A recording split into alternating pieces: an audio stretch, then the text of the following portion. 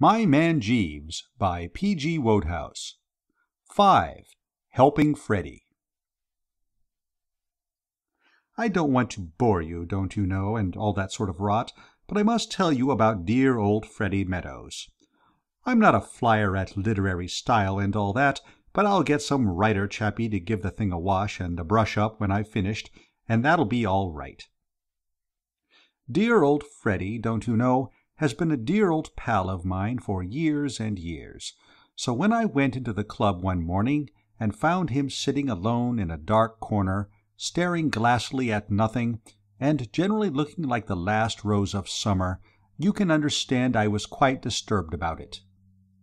As a rule, the old rotter is the life and soul of our set. Quite the little lump of fun and all that sort of thing. Jimmy Pinkerton was with me at the time. Jimmy's a fellow who writes plays, a deuced brainy sort of fellow, and between us we set to work to question the poor pop-eyed chappie until we finally got at what the matter was. As we might have guessed, it was a girl. He had had a quarrel with Angela West, the girl he was engaged to, and she had broken off the engagement. What the row had been about he didn't say, but apparently she was pretty well fed up. She wouldn't let him come near her, refused to talk on the phone, and sent back his letters unopened. I was sorry for poor old Freddy. I knew what it felt like. I was once in love myself with a girl called Elizabeth Shoolbred, and the fact that she couldn't stand me at any price will be recorded in my autobiography. I knew the thing for Freddy. "Change of scene is what you want, old scout," I said. "Come with me to Marvis Bay. I've taken a cottage there. Jimmy's coming down on the 24th. We'll be a cozy party." "He's absolutely right," said Jimmy. "Change of scene's the thing. I knew a man. Girl refused him. Man went abroad. 2 months later, girl wired him. Come back, Muriel. Man started to write out a reply. Suddenly found that he couldn't remember the girl's surname, so never answered at all." But Freddy wouldn't be comforted. He just went on looking as if he had swallowed his last sixpence. However, I got him to promise to come to Marvis Bay with me. He said he might as well be there as anywhere. Do you know Marvis Bay? It's in Dorsetshire. It isn't what you'd call a fiercely exciting spot, but it has its good points. You spend the day there bathing and sitting on the sands, and in the evening you stroll out on the shore with the gnats. At 9 o'clock you rub ointment on the wounds and go to bed. It seemed to suit poor old Freddy. Once the moon was up and the breeze sighing in the trees, you couldn't drag him from that beach with a rope. He became quite a popular pet with the gnats. They'd hang round waiting for him to come out, and would give perfectly good strollers the miss in baulk just so as to be in good condition for him. Yes, it was a peaceful sort of life, but by the end of the first week, I began to wish that Jimmy Pinkerton had arranged to come down earlier, for as a companion, Freddy, poor old chap, wasn't anything to write home to Mother about. When he wasn't chewing a pipe and scowling at the carpet, he was sitting at the piano, playing The Rosary with one finger. He couldn't play anything except The Rosary, and he couldn't play much of that. Somewhere around the third bar a fuse would blow out and he'd have to start all over again. He was playing it as usual one morning when I came in from bathing. "Reggie," he said in a hollow voice, looking up, "I've seen her." "Seen her?" I said. "What? Miss West?" "I was down at the post office, getting the letters, and we met in the doorway. She cut me." He started playing The Rosary again, and side-slipped in the second bar. "Reggie," he said, "you ought never to have brought me here. I must go away." "Go away?" I said. "Don't talk such rot. This is the best thing that could have happened. This is where you come out strong." "She cut me." "Never mind. Be a sportsman. Have another dash at her." "She looked clean through me." "Of course she did. But don't mind that. Put this in my hands. I'll see you through. Now what you want," I said, "is to place her under some obligation to you. What you want is to get her timidly thanking you. What you want, but what's she going to thank me timidly for?" I thought for a moment. "Look out for a chance and save her from drowning," I said. "I can't swim," said Freddy. That was Freddy all over, don't you know. A dear old chap in 1,000 ways, but no help to a fellow, if you know what I mean. He cranked up the piano once more, and I sprinted for the open. I strolled out onto the sands and began to think this thing over. There was no doubt that the brain work had to be done by me. Dear old Freddy had his strong qualities. He was top hole at polo, and in happier days I've heard him give an imitation of cats fighting in a backyard that would have surprised you. But apart from that, he wasn't a man of enterprise. Well, don't you know, I was rounding some rocks, with my brain whirring like a dynamo, when I caught sight of a blue dress, and, by Jove, it was the girl. I had never met her, but Freddy had 16 photographs of her sprinkled round his bedroom, and I knew I couldn't be mistaken. She was sitting on the sand, helping a small, fat child build a castle. On a chair close by was an elderly lady reading a novel. I heard the girl call her aunt. So, doing the Sherlock Holmes business, I deduced that the fat child was her cousin. It struck me that if Freddy had been there, he would probably have tried to work up some sentiment about the kid on the strength of it. Personally, I couldn't manage it. I don't think I ever saw a child who made me feel less sentimental. He was one of those round, bulging kids. After he had finished the castle, he seemed to get bored with life and began to whimper. The girl took him off to where a fellow was selling sweets at a stall, and I walked on. Now, fellows, if you ask them, will tell you that I'm a chump. Well, I don't mind. I admit it. I am a chump. All the Peppers have been chumps. But what I do say is that every now and then, when you least expect it, I get a pretty hot brainwave. And that's what happened now. I doubt if the idea that had come to me then would have occurred to a single one of any dozen of the brainiest chappies you care to name. It came to me on my return journey. I was walking back along the shore when I saw the fat kid meditatively smacking a jellyfish with a spade. The girl wasn't with him. In fact, there didn't seem to be anyone in sight. I was just going to pass on when I got the brainwave. I thought the whole thing out in a flash, don't you know. From what I had seen of the two, the girl was evidently fond of this kid. And anyhow, he was her cousin, so what I said to myself was this. If I kidnap this young heavyweight for the moment, and if, when the girl has got frightfully anxious about where he can have got to, dear old Freddy suddenly appears leading the infant by the hand and telling a story to the effect that he has found him wandering at large about the country and practically saved his life, why, the girl's gratitude is bound to make her chuck hostilities and be friends again. So I gathered in the kid and made off with him. All the way home I pictured that scene of reconciliation. I could see it so vividly, don't you know, that by George it gave me quite a choky feeling in my throat. Freddy, dear old chap, was rather slow at getting on to the fine points of the idea. When I appeared, carrying the kid, and dumped him down in our sitting room, he didn't absolutely effervesce with joy, if you know what I mean. The kid had started to bellow by this time, and poor old Freddy seemed to find it rather trying. "Stop it," he said. "Do you think nobody's got any troubles except you? What the deuce is all this, Reggie?" The kid came back at him with a yell that made the window rattle. I raced to the kitchen and fetched a jar of honey. It was the right stuff. The kid stopped bellowing and began to smear his face with the stuff. "Well," said Freddy, when silence had set in. I explained the idea. After a while it began to strike him. "You are not such a fool as you look sometimes, Reggie," he said handsomely. "I'm bound to say this seems pretty good." Then he disentangled the kid from the honey jar and took him out, to scour the beach for Angela. I don't know when I've felt so happy.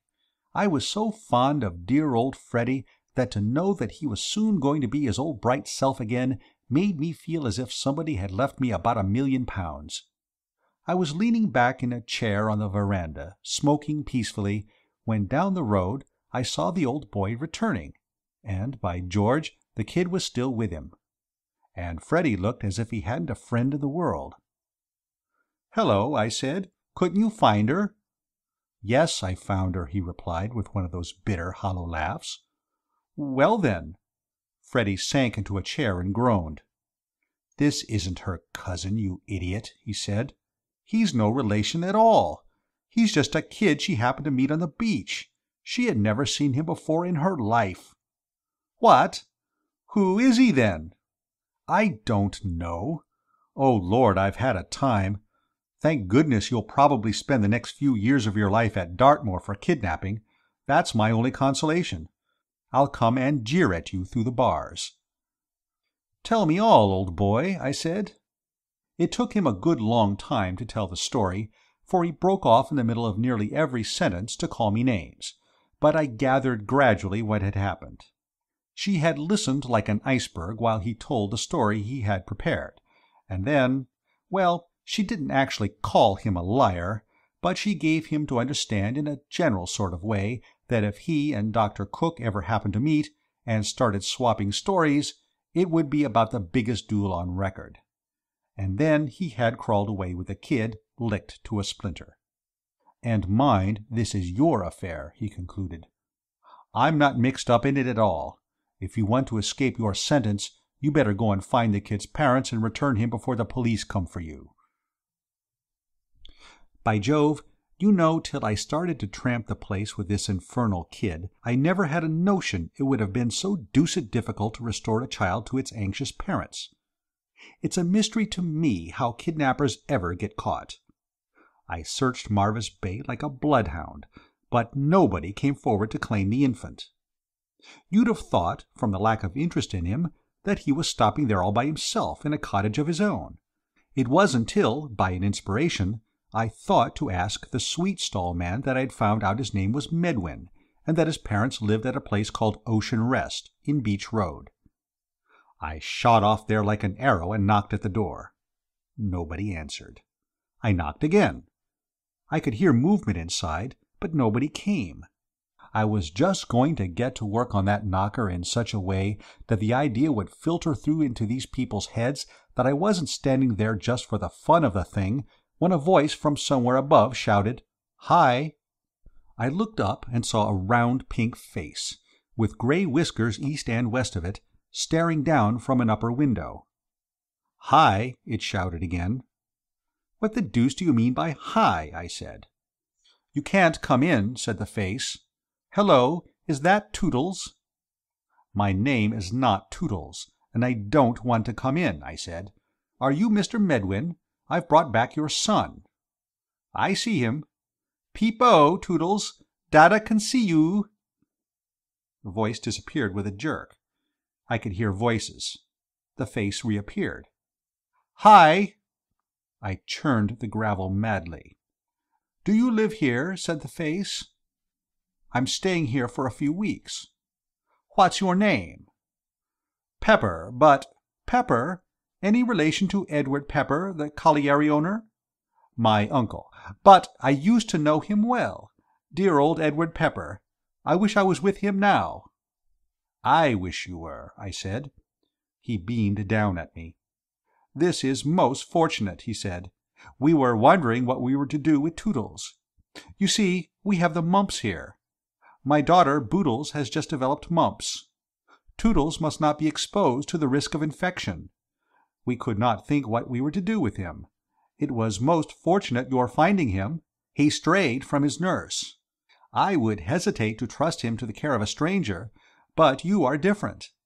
Any nephew of Edward Pepper's has my implicit confidence. You must take Toodles to your house. It will be an ideal arrangement. I have written to my brother in London to come and fetch him. He may be here in a few days." "May?" "He is a busy man, of course, but he should certainly be here within a week. Till then Toodles can stop with you. It's an excellent plan. Very obliged to you. Your wife will like Toodles." "I haven't got a wife," I yelled, but the window had closed with a bang, as if the man with the whiskers had found a germ trying to escape, don't you know, and had headed it off just in time. I breathed a deep breath and wiped my forehead. The window flew up again. "Hi!" A package weighing about a ton hit me on the head and burst like a bomb. "Did you catch it?" said the face, reappearing. "Dear me, you missed it. Never mind, you can get it at the grocer's. Ask for Bailey's Granulated Breakfast Chips. Toodles loves them for breakfast with a little milk. Be certain to get Bailey's." My spirit was broken, if you know what I mean. I accepted the situation. Taking Toodles by the hand, I walked slowly away. Napoleon's retreat from Moscow was a picnic by the side of it. As we turned up the road, we met Freddy's Angela. The sight of her had a marked effect on the kid Toodles. He pointed at her and said, "Wah!" The girl stopped and smiled.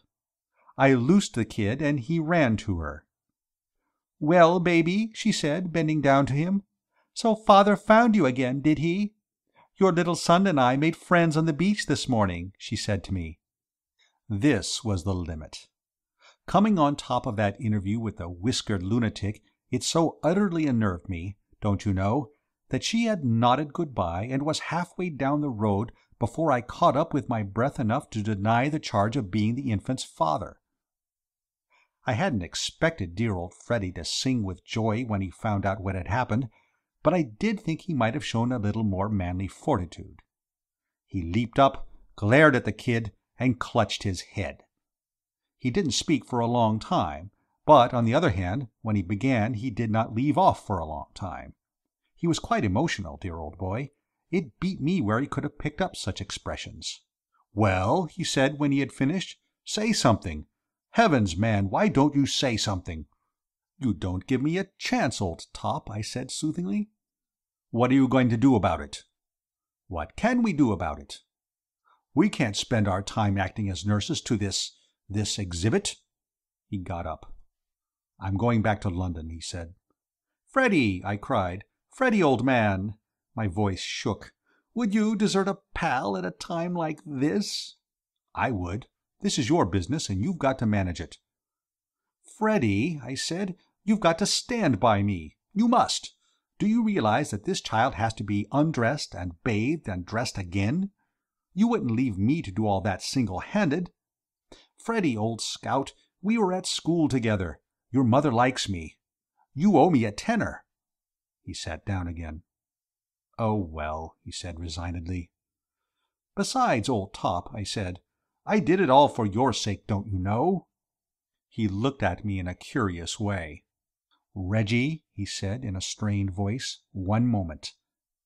I'll stand a good deal, but I won't stand for being expected to be grateful." Looking back at it, I see that what saved me from Colney Hatch in that crisis was my bright idea of buying up most of the contents of the local sweet shop. By serving out sweets to the kid practically incessantly, we managed to get through the rest of that day pretty satisfactorily. At 8 o'clock he fell asleep in a chair, and, having undressed him by unbuttoning every button in sight, and where there were no buttons, pulling till something gave, we carried him up to bed. Freddy stood looking at the pile of clothes on the floor, and I knew what he was thinking. To get the kid undressed had been simple, a mere matter of muscle. But how were we going to get him into his clothes again? I stirred the pile with my foot. There was a long linen arrangement which might have been anything, also a strip of pink flannel which was like nothing on earth. We looked at each other and smiled wanly. But in the morning I remembered that there were children at the next bungalow but one. We went there before breakfast and borrowed their nurse. Women are wonderful. By George, they are. She had that kid dressed and looking fit for anything in about 8 minutes. I showered wealth on her, and she promised to come in morning and evening. I sat down to breakfast almost cheerful again. It was the first bit of silver lining there had been to the cloud up to date. "And after all," I said, "there's lots to be said for having a child about the house, if you know what I mean. Kind of cozy and domestic, what?" Just then the kid upset the milk over Freddy's trousers, and when he had come back after changing his clothes, he began to talk about what a much-maligned man King Herod was. The more he saw of Toodles, he said, the less he wondered at those impulsive views of his on infanticide. 2 days later, Jimmy Pinkerton came down. Jimmy took one look at the kid, who happened to be howling at the moment, and picked up his portmanteau. For me, he said, the hotel. I can't write dialogue with that sort of thing going on. Whose work is this? Which of you adopted this little treasure? I told him about Mr. Medwind and the mumps. Jimmy seemed interested. I might work this up for the stage, he said. It wouldn't make a bad situation for an Act 2 of a farce. Farce, snarled poor old Freddy. Rather. Curtain of Act 1 on hero. A well-meaning, half-baked sort of idiot, just like, that is to say, a well-meaning, half-baked sort of idiot, kidnapping the child. Second act, his adventures with it. I'll rough it out tonight. Come along and show me to the hotel, Reggie. As we went, I told him the rest of the story, the Angela part. He laid down his portmanteau and looked at me like an owl through his glasses. "What?" he said. "Why, hang it, this is a play ready-made. It's the old tiny hand business. Always safe stuff. Parted lovers, lisping child, reconciliation over the little cradle. It's big. Child, center. Girl, left center. Freddy, upstage by the piano. Can Freddy play the piano?" "He can play a little of the rosary with one finger." Jimmy shook his head. "No, we shall have to cut out the soft music. But the rest's all right. Look here." He squatted in the sand. "This stone is the girl. This bit of seaweed's the child. This nutshell is Freddy. Dialogue leading up to child's line. Child speaks like, 'Book for lady, does you love Dada?' Business of outstretched hands. Hold picture for a moment. Freddy crosses left, takes girl's hand. Business of swallowing lump in throat. Then big speech. 'Ah, Marie,' or whatever her name is. Jane, Agnes, Angela? Very well. 'Ah, Angela, has not this gone on too long? A little child rebukes us, Angela,' and so on. Freddy must work up his own part. I'm just giving you the general outline. We must get a good line for the child. 'Boo for lady, does oo love Dada' isn't definite enough. We want something more, Kiss Freddy. That's it. Short, crisp, and has the punch."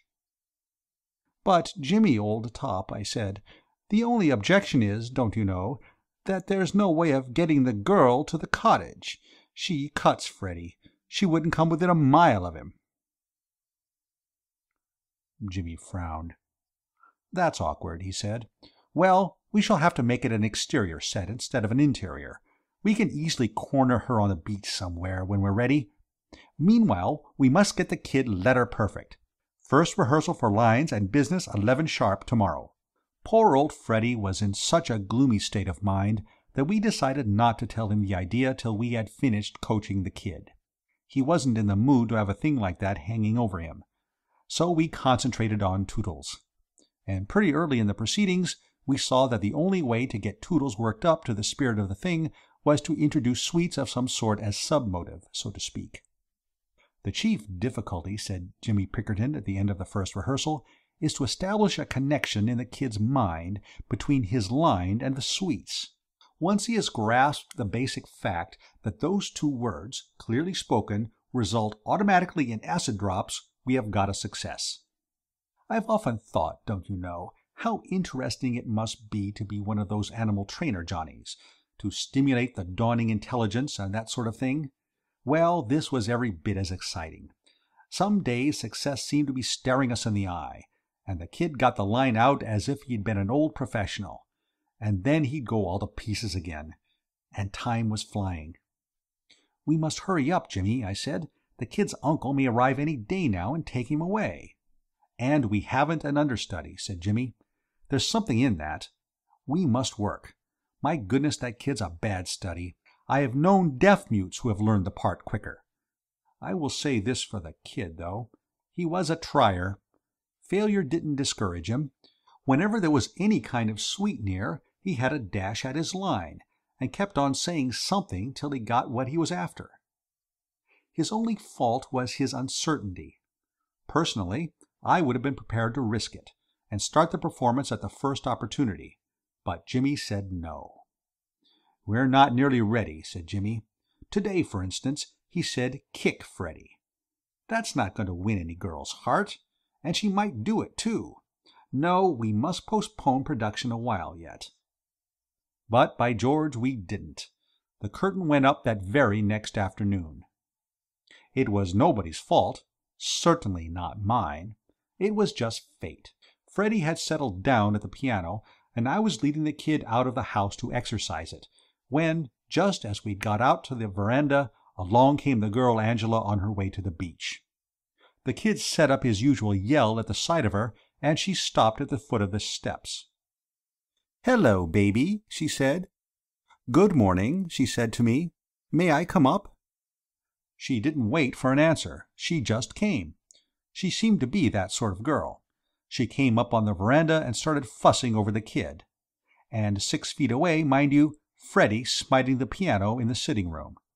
It was a dashed disturbing situation, don't you know. At any minute Freddie might take it into his head to come out onto the veranda, and we hadn't even begun to rehearse him in his part. I tried to break up the scene. "We were just going down to the beach," I said. "Yes," said the girl. She listened for a moment.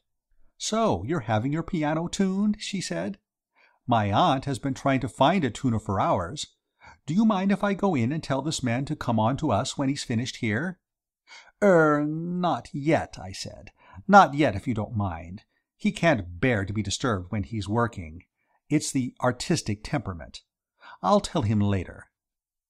"Very well," she said, getting up to go. "Ask him to come to Pine Bungalow. West is the surname. Oh, he seems to have stopped. I suppose he'll be out in a minute now. I'll wait." "Don't you shouldn't we be going to the beach?" I said. She had started talking to the kid and didn't hear. She was feeling in her pocket for something. "The beach," I babbled. "See what I've brought for you, baby?" she said, and by George, don't you know, she held up in front of the kid's bulging eyes a chunk of toffee the size of the automobile club. That finished it. We had just been having a long rehearsal, and the kid was all worked up in his part. He got it right the first time. "Kiss Freddie!" he shouted.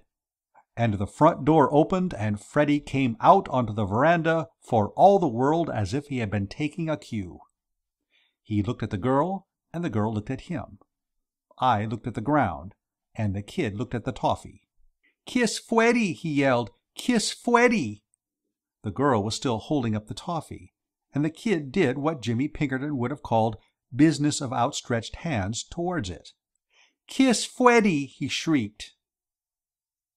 "What does this mean?" said the girl, turning to me. "You'd better give it to him, don't you know," I said. "He'll go on till you do." She gave the kid his toffee, and he subsided.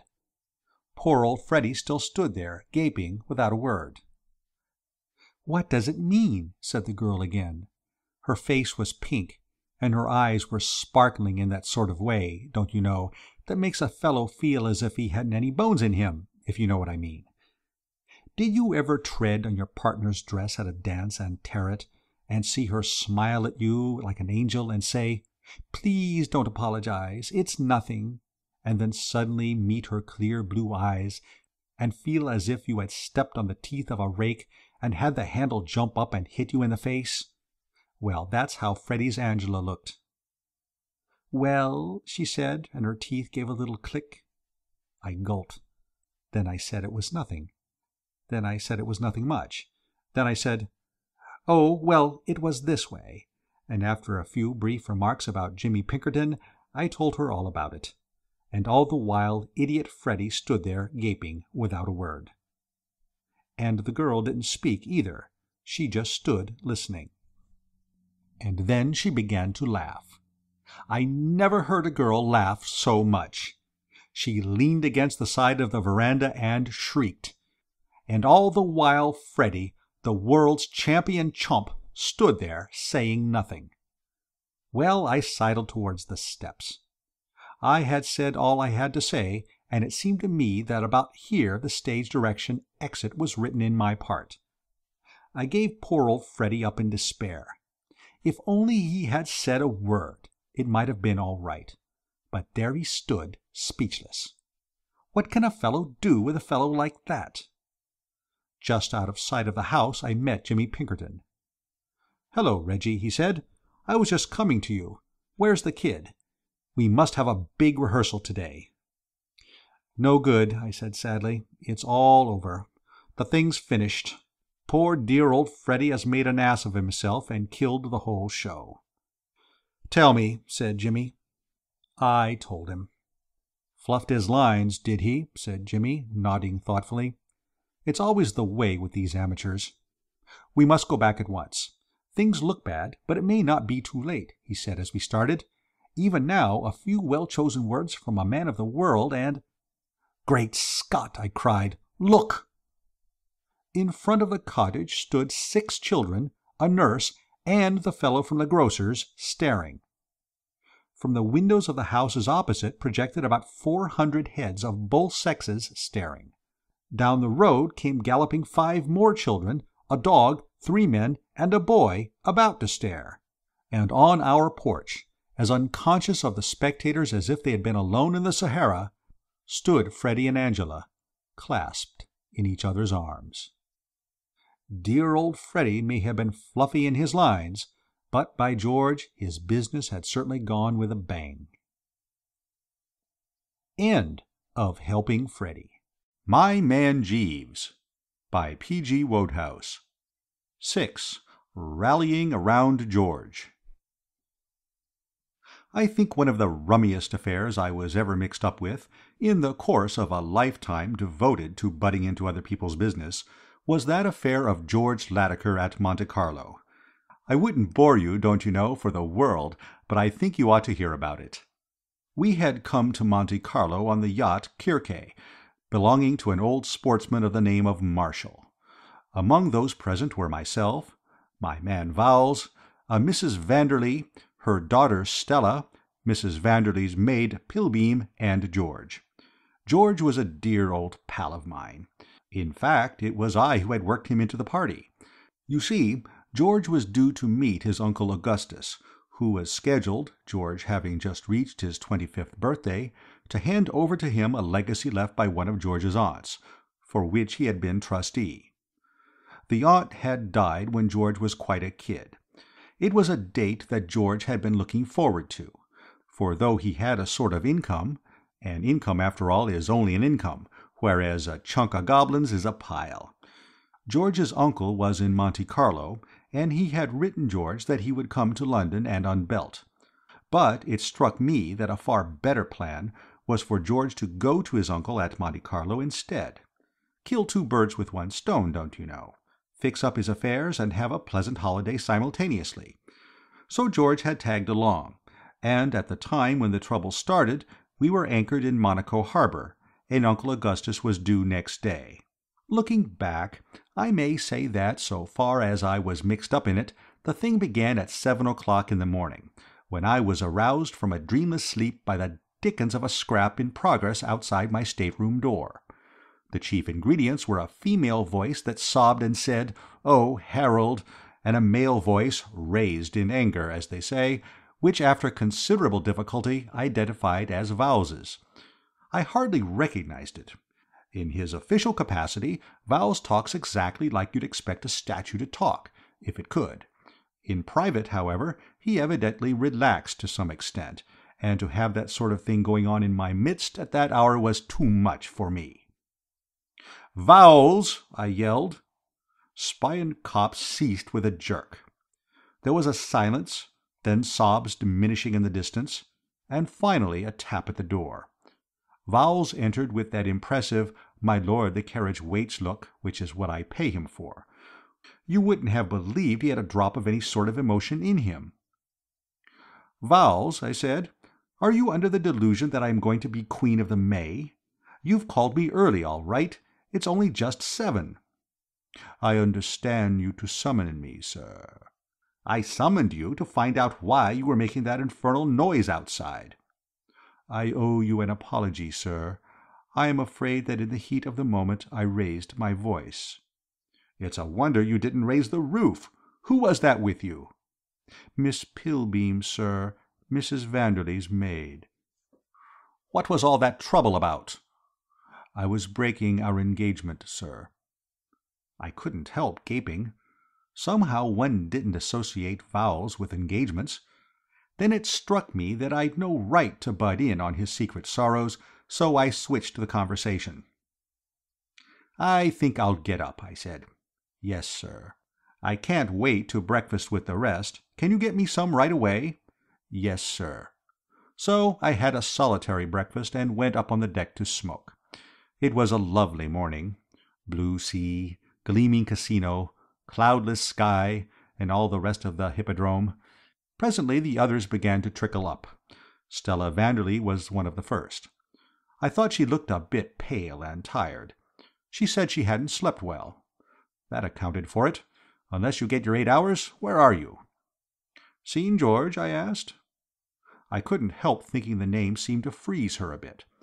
Which was queer, because all the voyage she and George had been particularly close pals.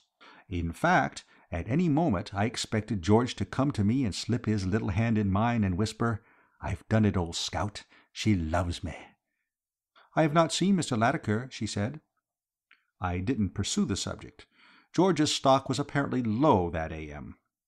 The next item in the day's program occurred a few minutes later when the morning papers arrived. Mrs. Vanderley opened hers and gave a scream. "The poor dear prince," she said. "What a shocking thing," said old Marshall.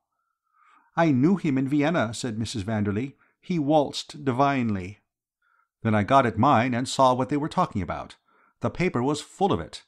It seemed that late the night before, His Serene Highness the Prince of Saxe-Burg-Liegnitz, I always wonder why they call these chaps serene, had been murderously assaulted in a dark street on his way back from the casino to his yacht. Apparently he had developed the habit of going out without an escort, and some roughneck, taking advantage of this, had laid for him and slugged him with considerable vim. The prince had been found lying pretty well beaten up and insensible in the street by a passing pedestrian, and had been taken back to his yacht, where he still lay unconscious. "This is going to do somebody no good," I said. "What do you get for slugging a Serene Highness? I wonder if they'll catch the fellow."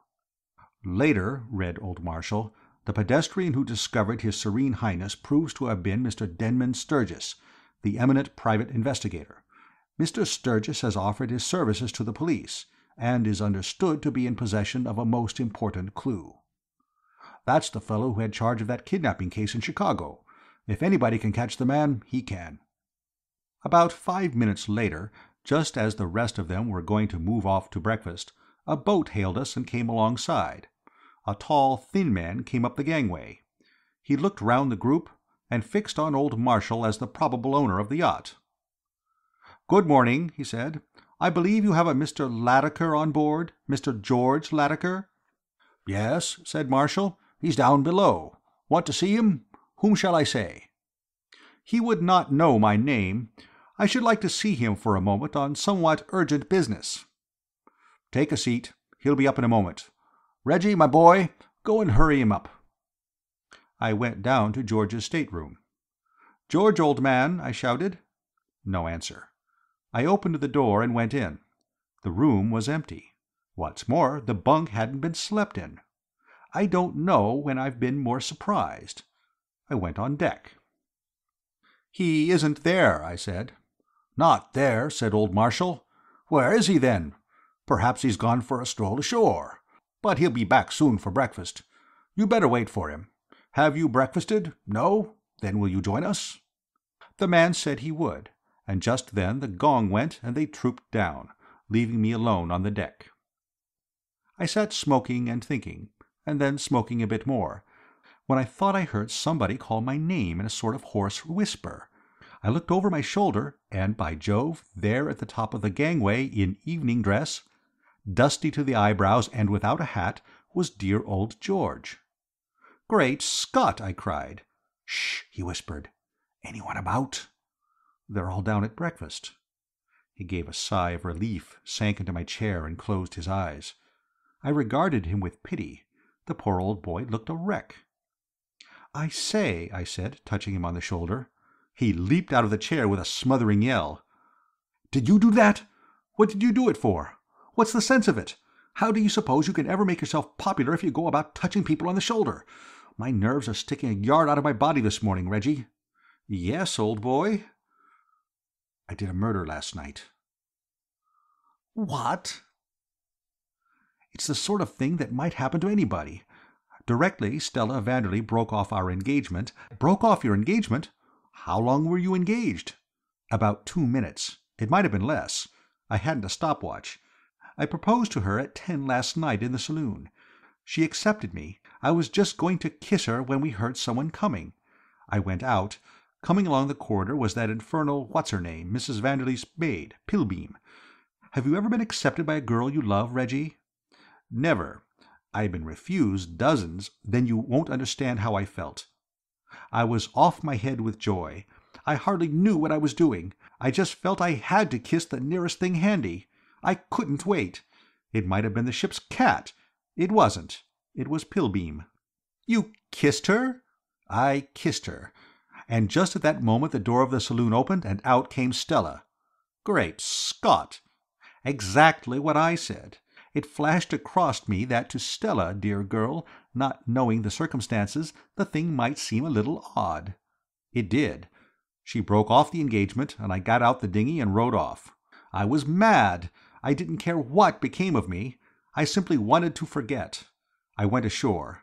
It's just on the cards that I may have drowned my sorrows a bit.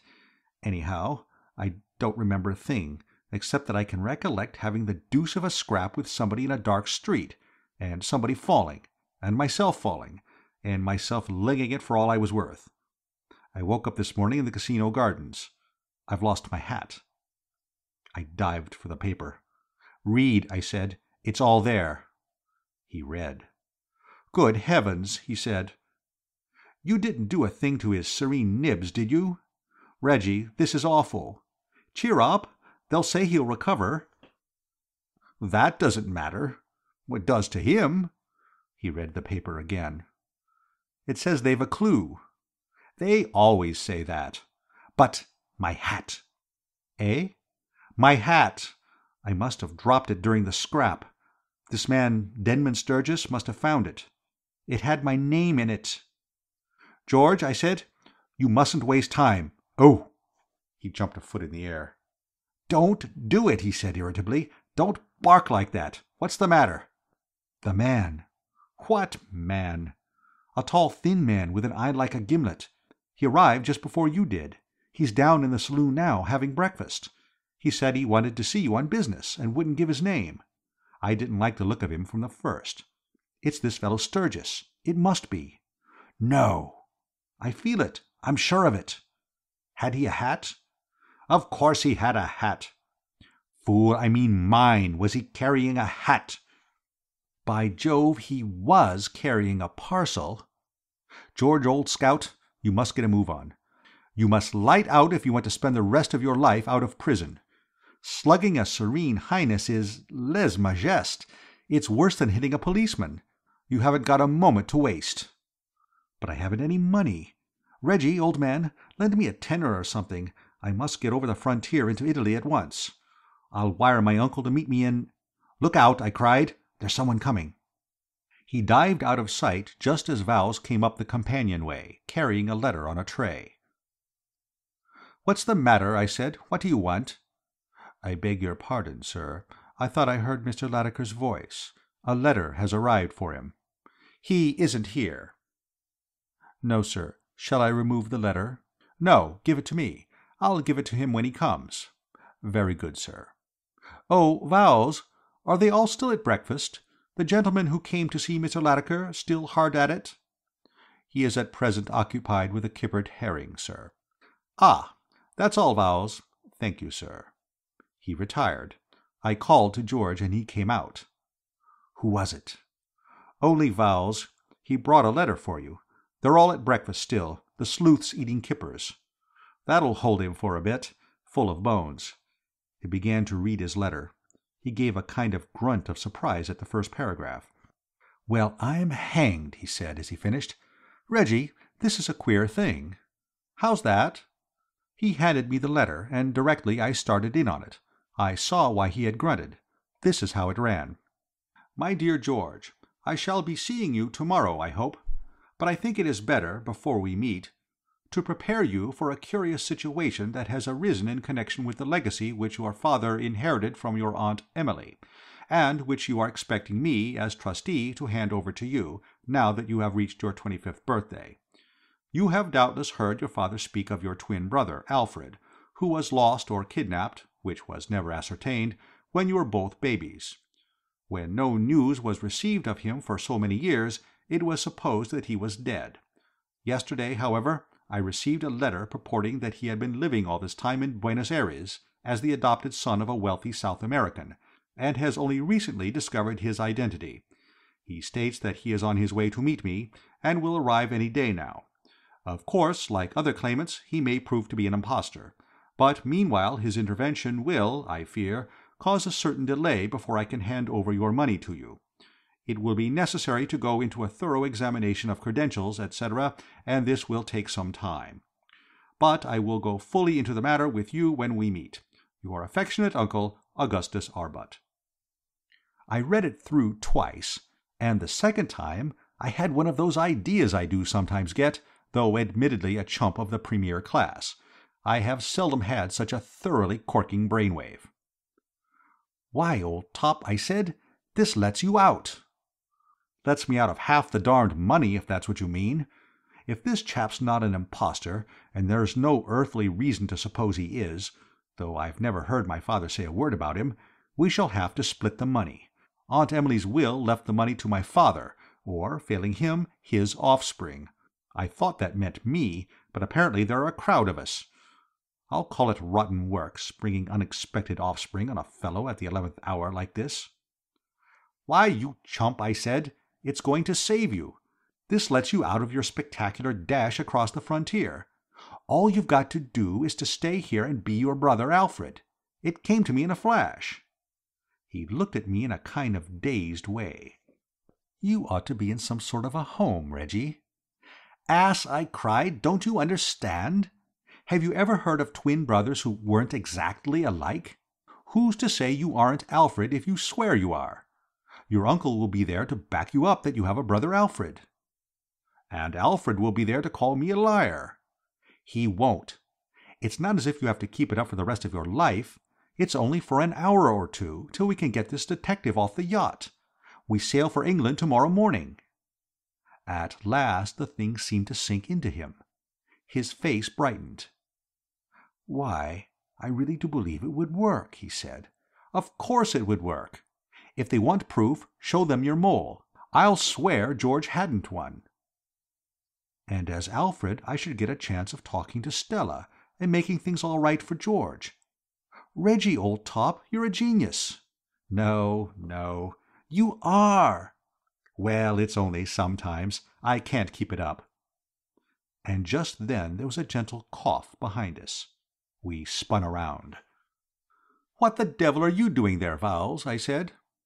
"I beg your pardon, sir. I have heard all." I looked at George. George looked at me. "Vowles is all right," I said. "Decent Vowles. Vowles wouldn't give us away, would you, Vowles?" "Yes, sir." "You would?" "Yes, sir." "But Vowles, old man," I said, "be sensible. What would you gain by it?" "Financially, nothing, sir." "Whereas by keeping quiet," I tapped him on the chest, "by holding your tongue, Vowles, by saying nothing about it to anybody, Vowles, old fellow, you might gain a considerable sum."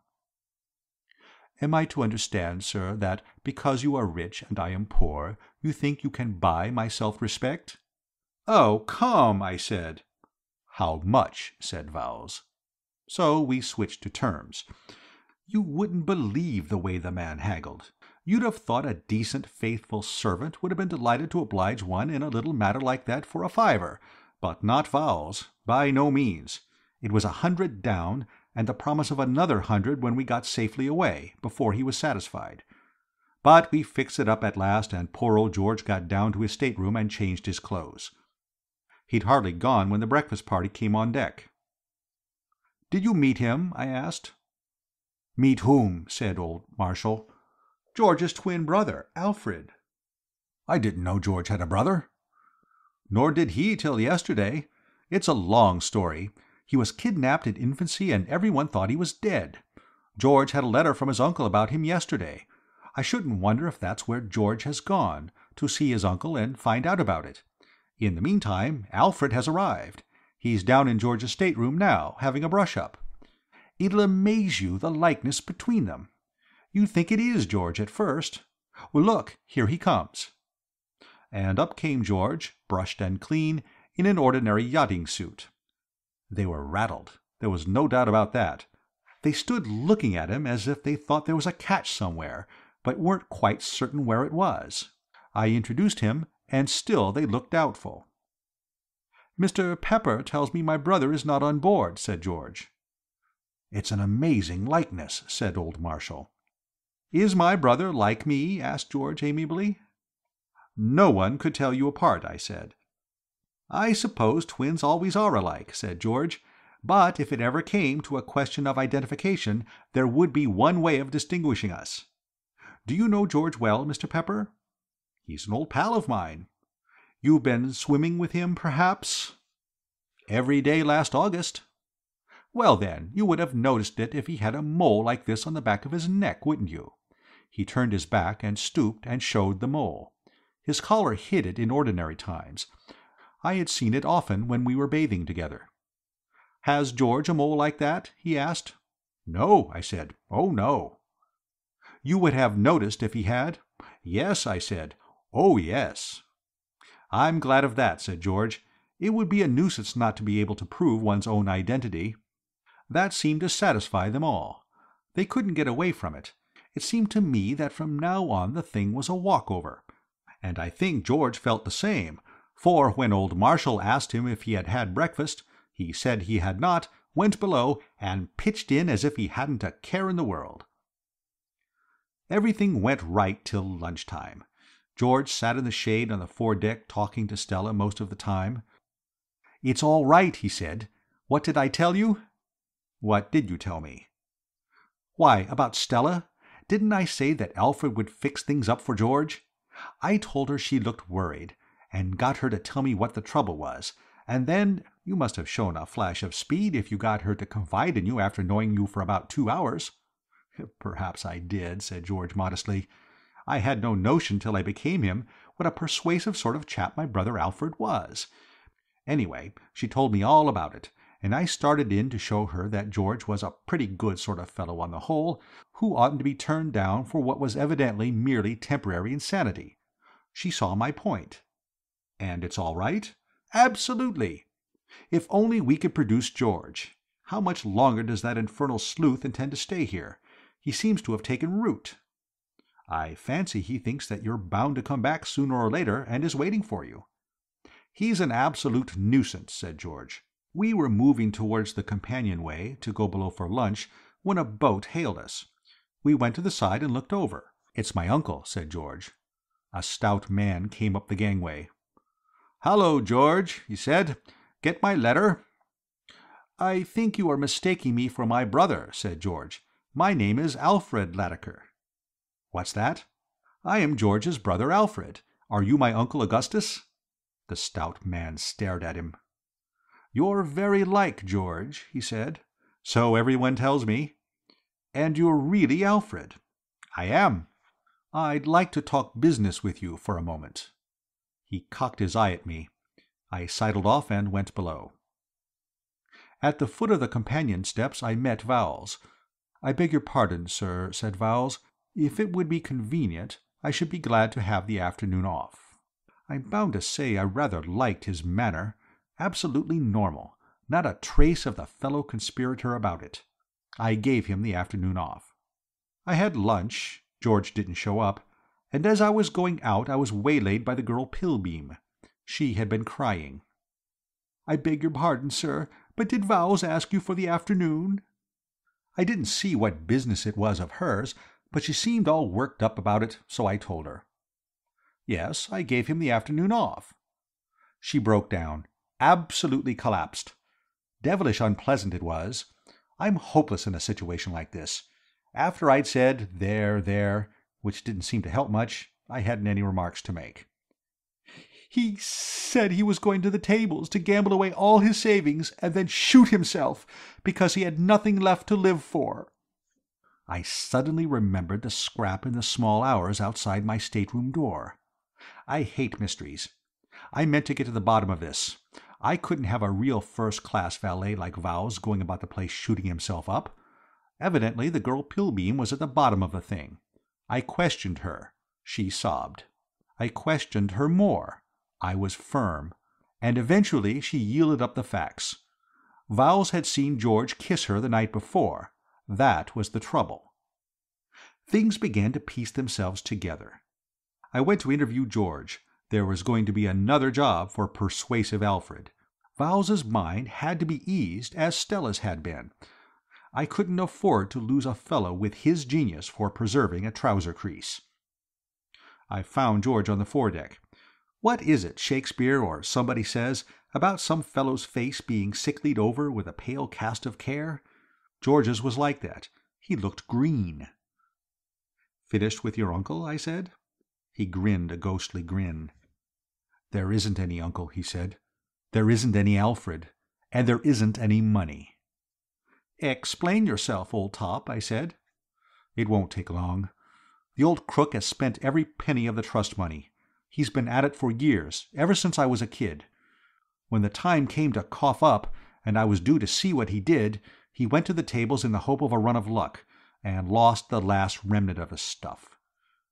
He had to find a way of holding me for a while and postponing the squaring of accounts while he got away, and he invented this twin brother business. He knew I should find out sooner or later, but meanwhile he would be able to get off to South America, which he has done. He's on his way now."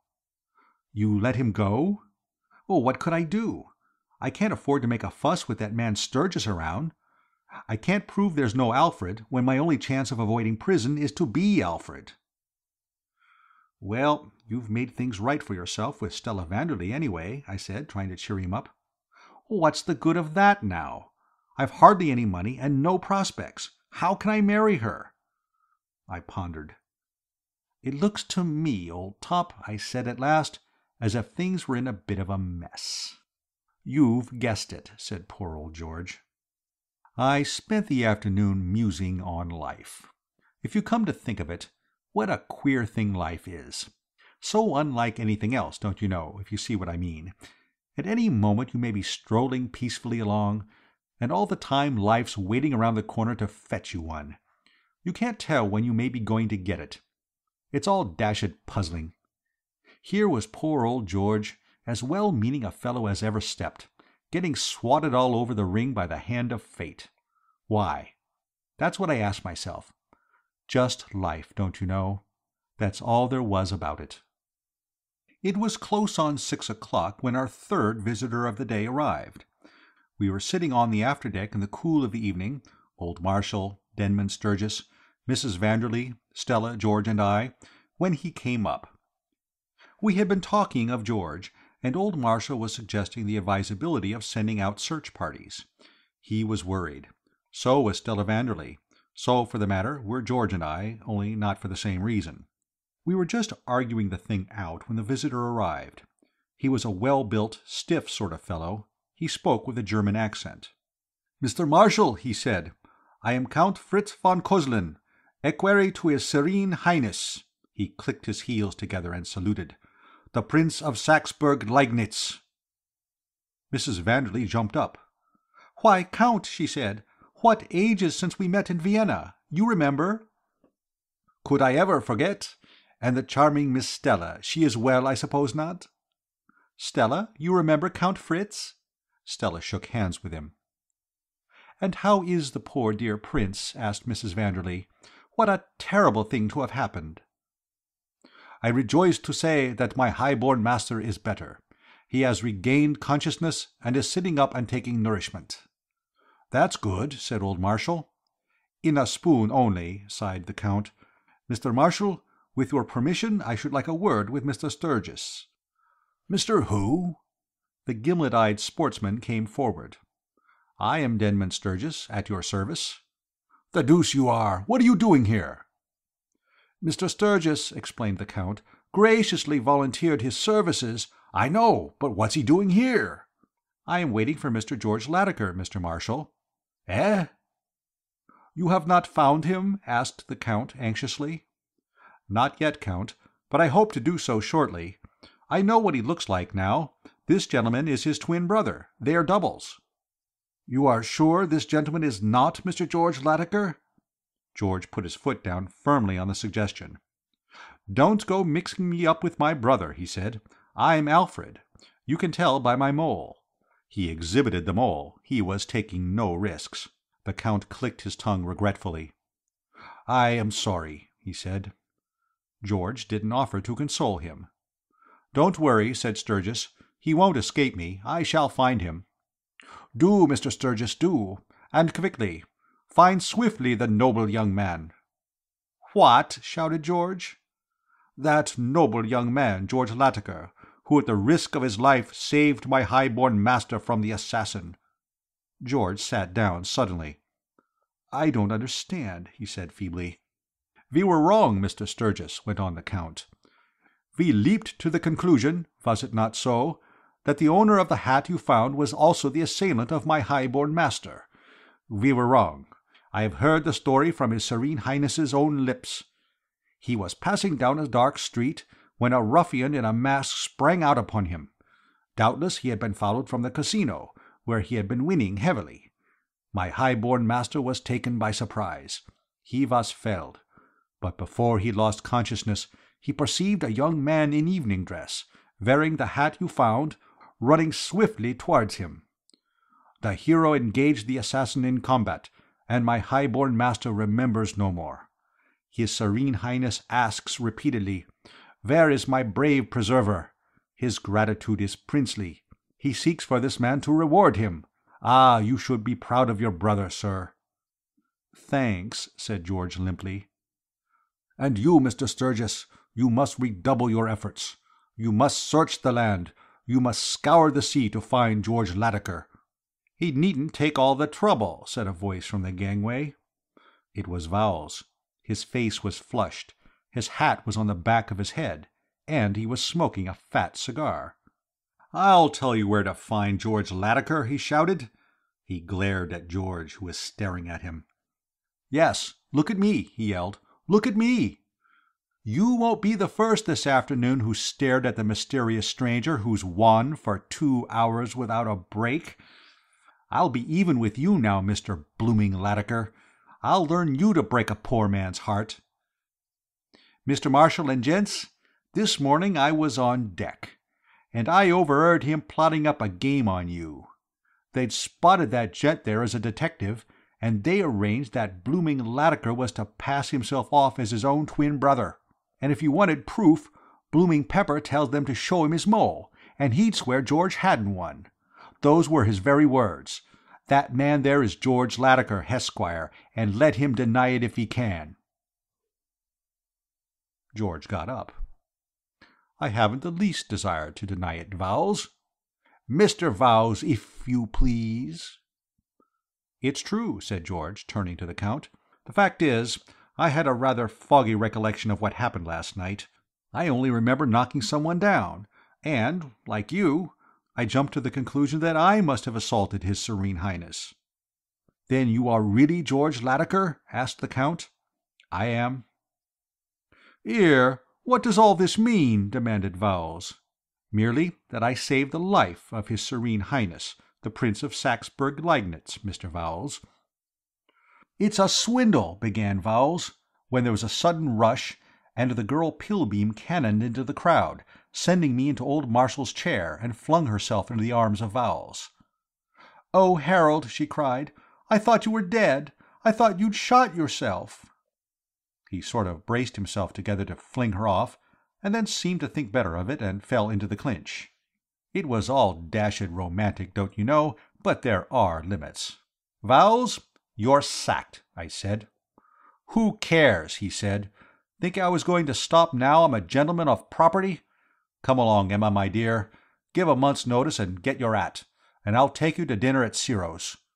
"And you, Mr. Latimer," said the Count, "may I conduct you to the presence of my high-born master?